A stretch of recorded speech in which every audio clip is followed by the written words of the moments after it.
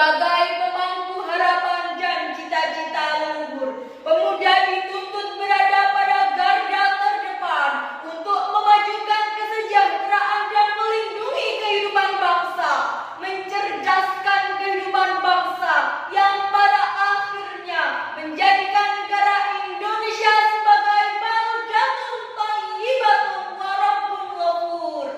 Namun hadirin, di tengah harapan yang kita pikulkan kepada mereka, pemuda hari ini berada pada kondisi yang sangat rentan terhadap pengaruh buruk westernizasi, teknologi, dan penyebaran ideologi.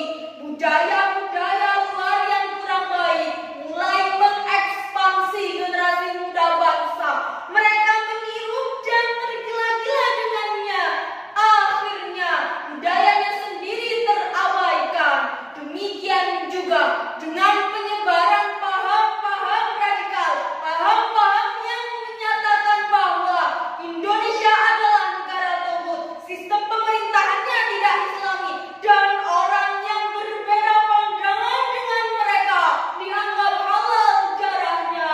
Na'udzubillah, summa na'udzubillah min dzalik. Dikutip dari harian VOA bulan Desember 2019, Badan Intelijen Negara menyatakan bahwa anak-anak muda usia 17 sampai 24 tahun menjadi sasaran utama penyebaran paham ekstremis dan radikal. Dan dari data tersebut sudah ada sekitar 900 sampai 1000 bahkan lebih orang yang terpapar, dan mayoritas adalah pemuda. Mereka dicuci otaknya, didoktrin pemikirannya, berwatak intoleran, anti Pancasila, anti NKRI, bahkan berani melakukan aksi bunuh diri. Jika kondisi-kondisi ini dibiarkan dan tanpa penanggulangan, cepat atau lambat, generasi kita ke depan akan menjadi generasi yang lemah. Agar hal-hal di atas tidak semakin menjadi-jadi dan hilang dari persada negeri, maka harus ada tindakan yang antisipatif dan solutif. Mbak Yasin salutif menurut kata Butejo. Sebagai jawabannya, maka perkenankanlah kami pada kesempatan kali ini untuk memaparkan syarahan Quran dengan judul Menumbuhkan Cinta Tanah Air Pemuda untuk Kemajuan Bangsa dan Negara dengan landasan Al-Quran Surah An-Nisa ayat 9 sebagai berikut. A'udzu billahi minasyaitonir rajim.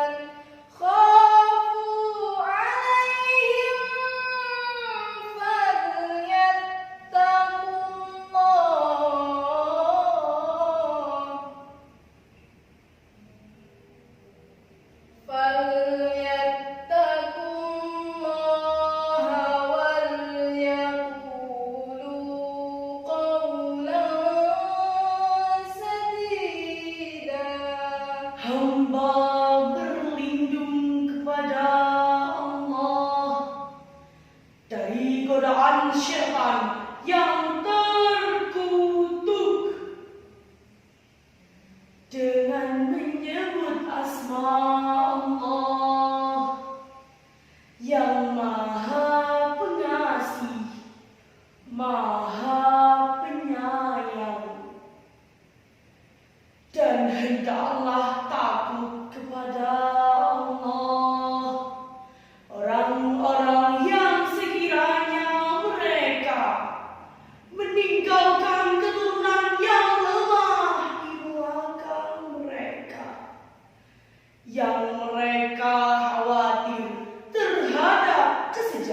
kesejahteraannya.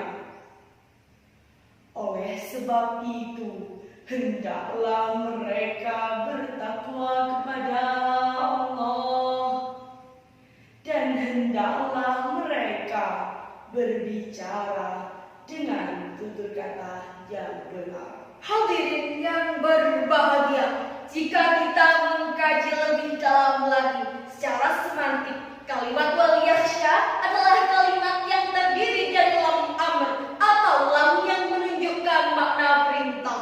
Dalam kaidah usul fikih dikatakan bahwa al aslu fil amri lil wujub hatta yadulla ala tahrim. Asal dari perintah adalah wajib hingga ada dalil yang melarangnya.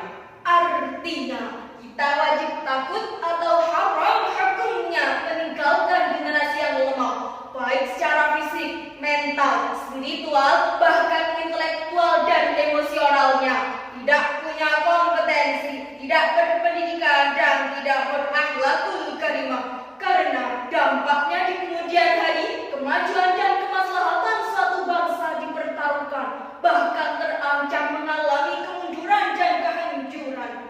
Sejalan dengan hadis Nabi, idza ussidal amru ila ghairi ahlihi fantadilus sa'ah. Jika suatu urusan dipegang oleh orang yang bukan ahlinya, maka tunggulah kehancurannya. Oleh karena itu, sebelum semuanya terjadi, maka harus ada langkah-langkah yang cerdas dan antisipatif. Di antara langkah-langkah tersebut adalah menumbuh mekarkan cinta pemuda terhadap tanah airnya.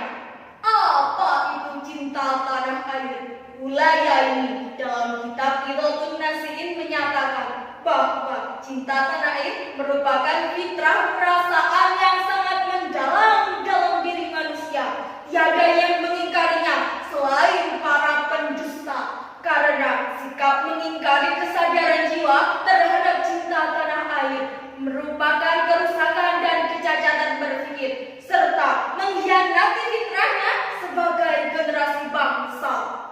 Amirul Mukminin Umar bin Khattab radhiyallahu anhu pernah mengatakan, "Laula hubbul watan la kadbu balada asu, fa bi hubbil watan amaratul buldan." Jika bukan karena cinta tanah air, niscaya negeri yang terburuk akan semakin hancur. Maka sebab cinta tanah airlah negeri-negeri termakmurkan. Hadirin yang berbahagia, banyak orang yang mengatakan bahwa cinta tanah air tidak ada dalilnya, tidak ada ajarannya dari baginda Nabi. Apakah demikian? Tidak, sama sekali tidak. Menurut penuturan mufasir, ayat yang dapat dijadikan sebagai landasan cinta tanah air ialah ayat 85 surah Al-Qasas sebagai berikut. Innalladzi farada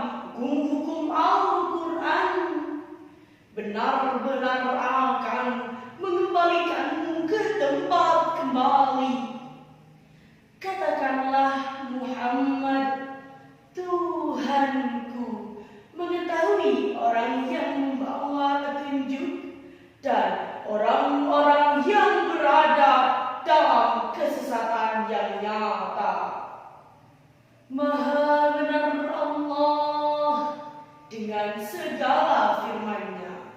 Penekanan dalam ayat tersebut ialah pada kata ma'ad. Para mufasir berbeda pendapat mengenai maknanya. Ada yang menafsirkan sebagai maka, akhirat, kematian, dan hari kiamat. Menurut Ar-Razi, dalam kitab tafsirnya yang terkenal dengan Mafatihul Ghaib menyatakan bahwa pendapat yang paling mendekati ialah yang bermakna kota Makkah. Selaras dengan pendapat Ar-Razi, Az-Zuhaili juga menyatakan bahwa maksud ma'ad dalam ayat tersebut ialah bermakna kota Makkah. Ayat ini diturunkan kepada Nabi Muhammad SAW saat beliau merasa rindu kepada kota Makkah ketika hijrah menuju Madinah. Dari penafsiran tersebut terdapat isyarat bahwa dalam diri Nabi Muhammad SAW terdapat kecintaan yang luar biasa terhadap tanah kelahirannya, hingga Nabi Muhammad SAW merasa berat meninggalkan kota Makkah. Hadirin yang berbahagia, dari uraian-uraian di atas dapat kita simpulkan bahwa dalam konteks Indonesia, cinta tanah air oleh ulama-ulama sepuh kita dihukum sebagai bagian dari iman. Itu artinya jika ada anak-anak bangsa tidak mencintai tanah airnya, maka bisa jadi imannya sudah tercabut dari hatinya. Ia mengingkari fitrahnya dan nalurinya sebagai generasi bangsa. Terlalu, sungguh terlalu. Hadirin rahimakumullah, kiranya hanya itu yang dapat kami sampaikan sebagai penutup.